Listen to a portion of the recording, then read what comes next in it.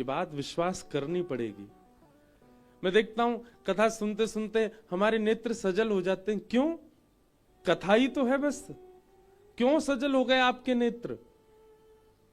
क्योंकि कहीं ना कहीं आपने उन ठाकुर जी का कभी अनुभव किया है, इसीलिए अब कथा श्रवण करते करते नेत्र सजल हो रहे हैं, आपके रोंगटे खड़े हो रहे हैं, आपको नृत्य करने का मन कर रहा, आपका नित्य कथा सुनने का इच्छा हो रही है। इसका मतलब है आपका कभी तो संबंध है ठाकुर जी से।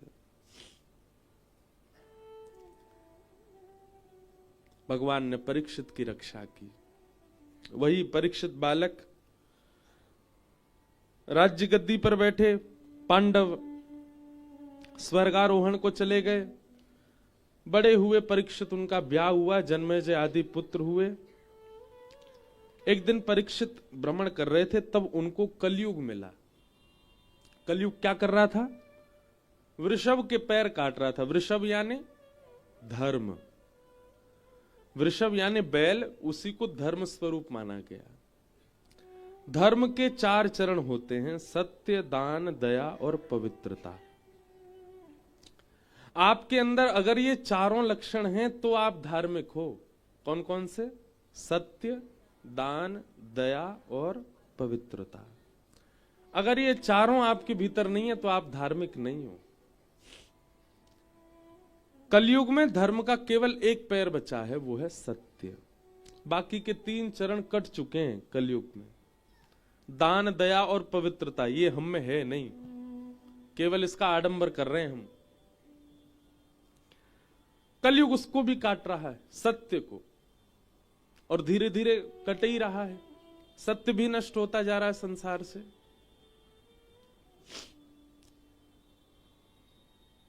तो 4 चरण।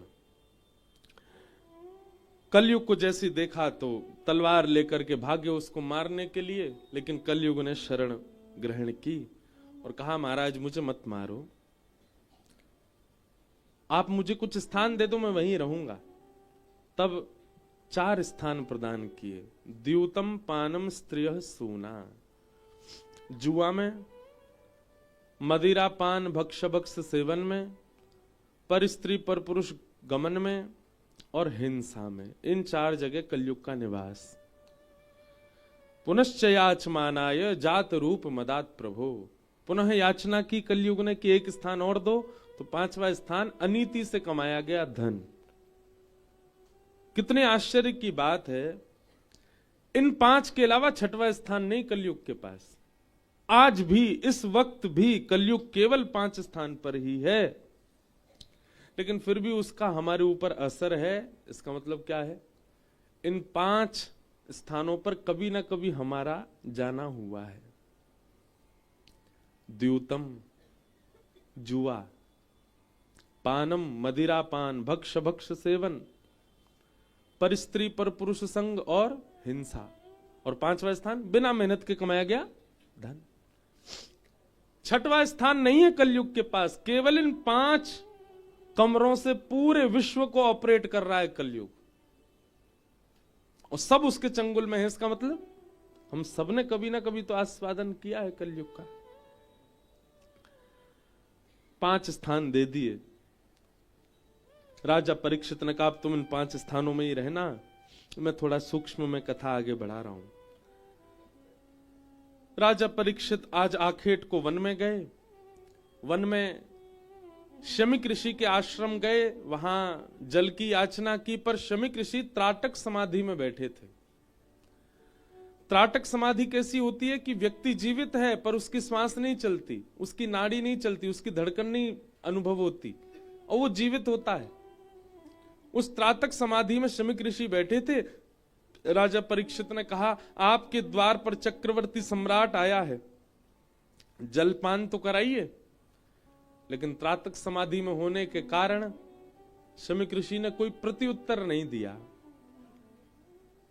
राजा परीक्षित को अपना अपमान लगा और उन्होंने कहा ये आडंबर कर रहे हैं मेरे आगे, और मरा हुआ सर्प पकड़ करके उनके गले में डाल दिया। एक बात मेरी बहुत ध्यान से सुनिएगा बंधुओं, बहुत सावधानी से।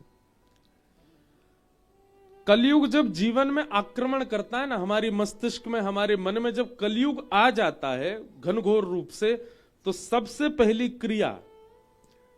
पहली क्रिया कलयुग वो कराएगा जो आपके दादा परदादाओं ने भी नहीं की। वो काम जो आपके परिवार में कभी नहीं होता, वो आप करने लग जाओ, गलत काम, समझो कलयुग आ गया। और कलयुग का दूसरा प्रभाव, कलयुग आ चुका है, उसका दूसरा प्रभाव यह है कि आपको भजनानंदी, आपको संत, आपको वैष्णव, आपको भक्त आडंबर वाले लिखने लग जाएं। भक्तों के प्रति, वैष्णवों के प्रति, कथा वक्ताओं के प्रति, वृंदावन वासियों के प्रति, उपासकों के प्रति यह भावना आ जाए कि नहीं, ये तो आडंबर है। एक बात बहुत ध्यान से सुनना, आप भले ही वृंदावन में रहते हैं, नित्य उर्द पुण्य लगाते हैं, नित्य नाम जप करते हैं, फिर भी आप किसी संत से मिलने गए और थोड़ी को प्रणाम करने के बाद उसकी एक किसी क्रिया में आपके मन में यह भाव आ गया, ये शायद दिखावा है, समझो कलयुग का आप पे प्रभाव है। कलयुग का प्रभाव नहीं, उसका परिणाम क्या है कि भले ही सामने वाला दिखावा कर रहा हो, फिर भी आपको लगेगा नहीं ये तो वास्तविक है। पढ़े लिखे लोग इसको क्या कहते हैं? अंधविश्वास। ये अंधविश्वास है। नहीं, भक्तमाल जी की एक कथा है कि एक राजा था, उसके सिर में बहुत दर्द रहता था। तो एक वैद्य ने आकर के कहा कि मानसरोवर में रहने वाले हंस, उनके हृदय को अगर लाया जाए और उससे एक दवाई बनाई जाए, उसका लेपन उनके सिर पे किया जाए, तो उनका सर का दर्द हमेशा के लिए खत्म हो जाएगा।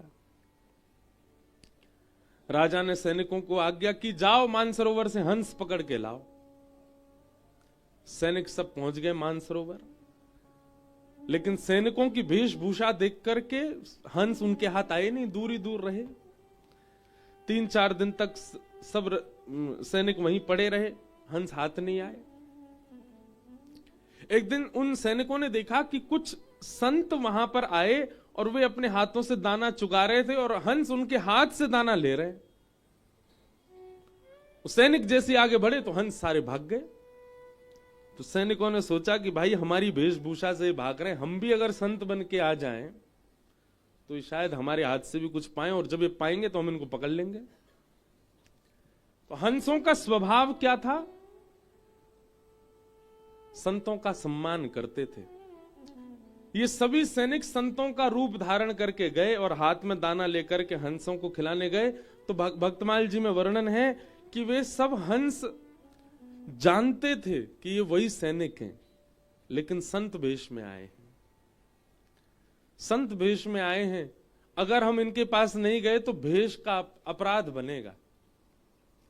जानते हुए भी कि हमें बंदी बनाएंगे, जबरदस्ती जो हंस थे वे उनके समीप चले गए और सैनिकों ने थोड़ी देर तो दाना चुकाया और फिर मौका पाके उनको पकड़ लिया, ले गए। ये दृश्य भगवान देख रहे थे। ठाकुर जी ने मन में विचार किया कि हंस जानते हुए भी कि ये सैनिक हैं, हमें बांध लेंगे, फिर भी भेष का सम्मान करने के लिए इन्होंने खुद को दे दिया। इनकी रक्षा मैं करूंगा। और ठाकुर जी एक वैद्य बन के राजा के यहां आ गए। हंसों को लाया गया पिंजरे में बंद करके, बस उनका वध करना ही था कि तुरंत ठाकुर जी आए और ठाकुर जी आके बोले, राजन सुनो, हम आपसे वचन देते हैं, इन हंसों को अभी मत मारो, हम एक औषधि आपके माथे से लगाते हैं, अगर 2 दिन में आपका दर्द ठीक ना हो तो आप इन हंसों का वध करना, लेकिन आपका दर्द यदि जड़ से खत्म हो जाए तो इन हंसों को छोड़ देना। राजा बोले ठीक है। अब भगवान अपने हाथ से तो कुछ भी मिला दें, वो मट्टी घुमा के लगा दें तो ठीक है जाएगा। ठाकुर जी तो नाटक कर रहे हैं, जे डाल वो डाल, घुमा के उसमें एक बढ़िया सा लेप बनाया, राजा के सिर से लगाया, लगाते ही दर्द दूर हो गया। 2 दिन तक देखा दर्द नहीं हुआ। बोले महाराज आपका औषधि बहुत बढ़िया। ठाकुर जी बोले बस हमारी यही भाव है कि आप इन हंसों, बोले आप कुछ मांग लीजिए, बोले बस एक ही मांग रहा है, इन हंसों को छोड़ दो। बोले ठीक है। हंसों को मुक्त करने लगे, इतने में ही वो वैद्य वहां से अंतर ध्यान हो गया। तब हंसों ने पिंजरे से बाहर आकर के बताया, बोले राजन ये कोई सामान्य वैद्य नहीं था, साक्षात ठाकुर जी थे। हम जानते हुए भी कि ये सैनिक हैं, लेकिन इनकी भेष संतों की थी, इसलिए हमने अपने आप को बंदी बनवाया। इस बात से रीझ करके ठाकुर जी आए तुम्हारे माथे से लेप लगाने के लिए। भैया संतन को सम्मान करो, वो तो एक अलग बात है, पर नकली संतन के भेष को ही सम्मान कर लो, वहां से ही ठाकुर जी प्रसन्न हो जाए कि ये उनके भेष का सम्मान करते हैं।